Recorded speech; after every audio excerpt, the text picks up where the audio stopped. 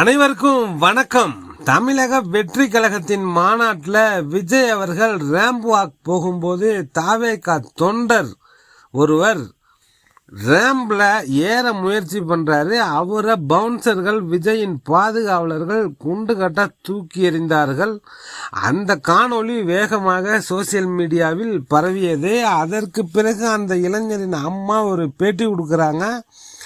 அவங்க விஜயை நோக்கி சரமாரியா பல கேள்விகளை முன்வைக்கிறாங்க. எனக்கு இருக்கிறது ஒரே பையன், அவனுக்கு ஏதாவது ஆகியிருந்தா என்ன ஆகிறது, இப்படியா தூக்கி எறிவீங்க அப்படின்னு ரொம்ப கோவப்பட்டு பேசியிருந்தாங்க.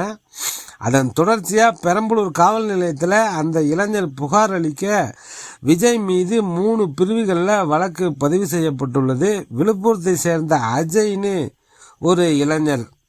அவர் என்னன்னா, அந்த ரேம்பு வாக்கில் தூக்கி எறியப்பட்டது நான் தான், எனக்கு எந்த காயமும் இல்லை, தளபதிக்கு கெட்ட பெயர் உண்டு பண்ணணும்னு தேவையில்லாம சம்மந்தம் இல்லாம புகார் கொடுக்கறாங்க அப்படின்னு அந்த அஜய் சொல்றாரு. என்னடா அது, தூக்கி வீசப்பட்டதுலயுமா ஆள் மாறாட்டம் பண்ணுவீங்க அப்படின்னு தான் நமக்கு கேட்க தோணுது. பெரம்பலூர் மாவட்டம் குன்னத்துல முதல் அரசியல் வழக்கு விஜய் மீது பதிவு செய்யப்பட்டிருக்கு. ஏற்கனவே விஜய் மீது வருமான வரித்துறை வழக்கு பதிவு பண்ணியிருக்காங்க. குண்டர்களை வைத்து பவுன்சர்களை வைத்து கட்சியின் தொண்டரை தாக்கியதாக வழக்கு பதிவு பண்ணியிருக்காங்க. பெரம்பலூர் மாவட்டம் பெரியம்மா பாளையத்தை சார்ந்த சரத்குமார் என்கிற இளைஞர் ஒரு பேட்டி கொடுக்கிறாரு. அதில் அவர் என்ன சொல்றாருன்னா, இதுமாரி தாவேகா மாநாட்டுக்கு நான் போயிருந்தேன், எங்கள் அம்மா கிட்ட இன்டர்வியூக்கு போறேன்னு போய் சொல்லிட்டு தான் போயிருந்தேன். அந்த மாநாட்டில் விஜய் ரேம்ப் வாக் வரும்போது ரேம்பில் ஏறி அவரை பார்க்கறதுக்கு முயற்சி செஞ்சேன். அப்போது அங்கே நின்று கொண்டிருந்த பவுன்சர்கள் என்னை தூக்கி எறிந்தார்கள். அந்த கம்பியை பிடிச்சிட்டு நான் தொங்கினேன். இதில் எனக்கு உடம்புல சில இடங்களில் மார்பு பகுதிகள்லையும் காயம் ஏற்பட்டிருக்கு. நான் மன உளைச்சலுக்கு ஆளாயிட்டேன், அதனால் தக்க நடவடிக்கை எடுங்கன்னு பெரம்பலூர் மாவட்ட காவல் கண்காணிப்பாளர்கிட்ட ஒரு புகார் கொடுத்துருக்காரு.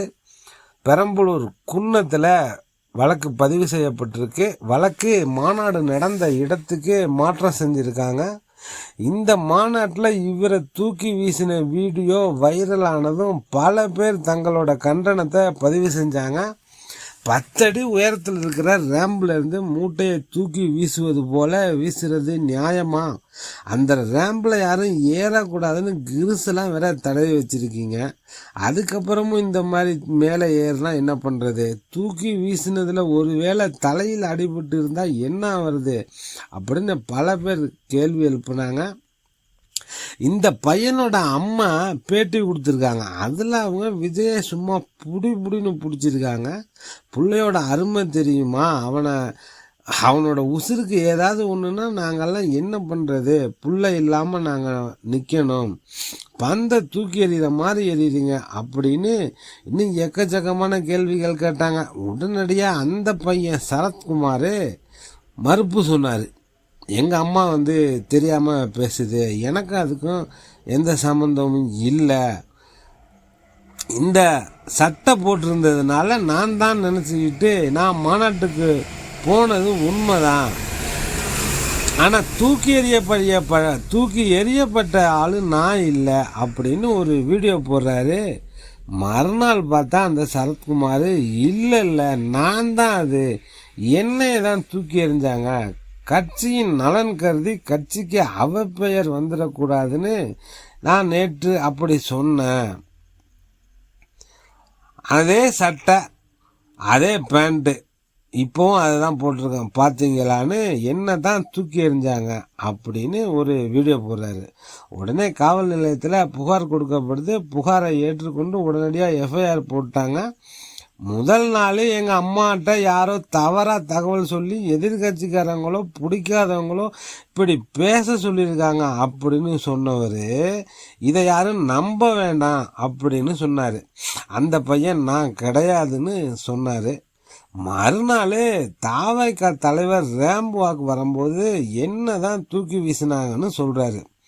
பெரம்பலூர் மாவட்ட தாவேகா மாவட்ட செயலாளர் யாரோட தூண்டுதல் பேர்லயோ இவங்க இப்படி வழக்கு கொடுத்துருக்காங்க அப்படின்னு சொல்றாரு. நான் கூப்பிட்டு அவங்கள விசாரிச்சேன், இல்லைன்னு எங்கள்கிட்ட சொன்னாரு. இப்ப திரும்ப மாத்தி பேசுறாரு, யாரோ பின்னணியில இருக்காங்க அப்படின்னு தாவேகா மாவட்ட செயலாளர் சொல்றாரு. விழுப்புரத்துலேருந்து அஜய்னு ஒரு இளைஞர், அவங்க அம்மாவோட ஒரு பேட்டி கொடுக்குறாரு. அதே மாதிரி சட்டையை போட்டுட்டு, நான் தான் ரேம்பில் ஏறினேன், என்ன தான் தூக்கி வீசினாங்க. அஜயோட அம்மா விஜய்க்கு ஆதரவு பேசுகிறாங்க. என் பையனை நீ எப்படி உன் பையன்னு சொல்லலாம் அப்படின்னு விழுப்புரம் வட்டார வழக்கில் வரிஞ்சு கட்டி பேசுகிறாங்க. அதில் தூக்கி வீசப்பட்டது அஜய் தான் அவங்க ஸ்ட்ராங்காக சொல்கிறாங்க.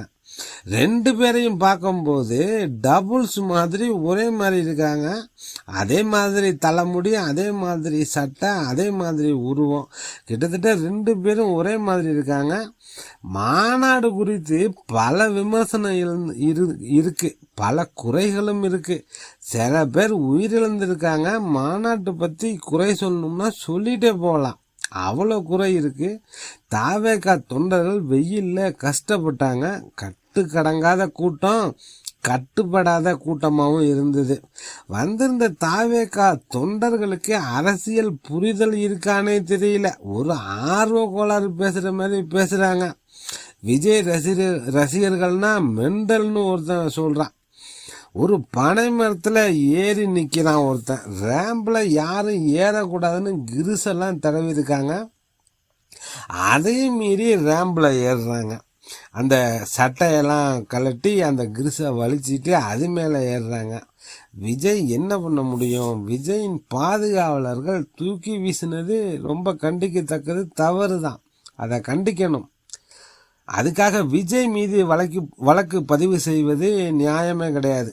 அந்த சரத்குமார் கிட்ட செய்தியாளர்கள், நீ மாநாட்டில் போய் எடுத்த ஃபோட்டோ எதுவும் இருக்கா காட்டுன்னு கேட்குறாங்க. அவர்கிட்ட எந்த ஆதாரமும் இல்லை, ஃபோட்டோ ஆதாரம்.